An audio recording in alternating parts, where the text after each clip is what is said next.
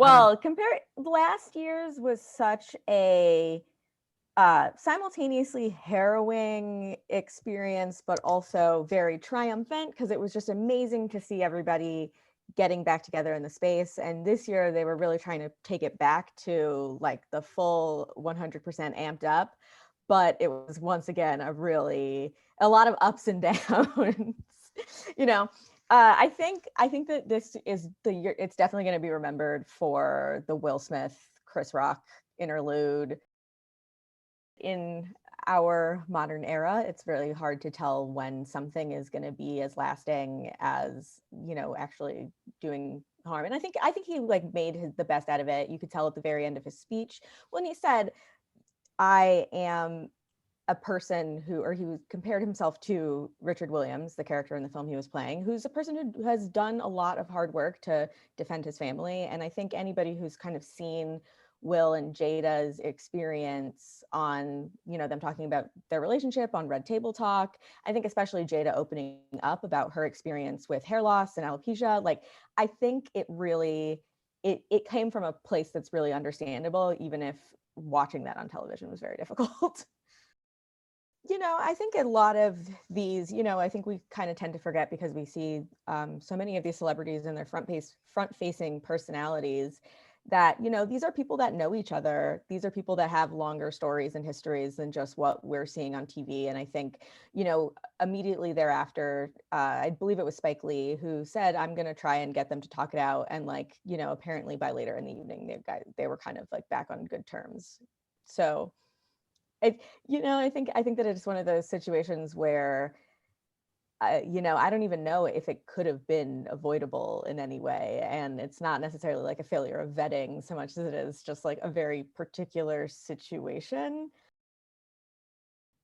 I think the Oscars are in a moment of transition, and we'll see how as a telecast they decide to go forward. But I think that, in honoring a movie like Coda, which is just a really moving, just it's a sweet film. And I think that at moments like that, you realize it's like this is what the Oscars are best for, is like making sure that, a movie that is really worthwhile, it gets in front of a lot of people, and a lot of people are going to go watch that movie after it's won.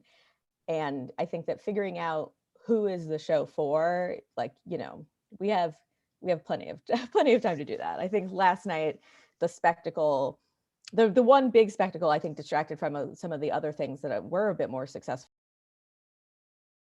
I think that they're all very funny people, and I think that you kind of had I think you can kind of tell a lot about the way the show kind of went by the fact that like you saw the word disrespectful trending at a certain point. And I think it's like a lot of good scripted kind of digs did kind of go a little like land weird after, after like the awkward moment. But I think Amy Schumer is like the kind of, and Regina Hall is just like a comedic genius. She's so good at, she's kind of got this poise and this ability to make fun of herself a little bit while she's doing that. And I think that like choosing that trio was, it's like, I think they kind of captured the right energy. You can tell that they chose Jane Campion because like clearly that was just like a beautifully directed movie. Like the act of getting like that performance out of Benedict Cumberbatch was amazing. I went into that movie feeling so skeptical that Benedict Cumberbatch could kind of truly be that like roguish kind of like mean character, and I came out of it being like, okay, if he just only wants to play cowboys that are really sinister from now on, like I'm okay with that. So yeah, I think that there is a sense in which like a consensus pick for a best picture film can't be quite as like mean and prickly, I was really impressed by was, you got a couple of very fun takes on, the tuxedo.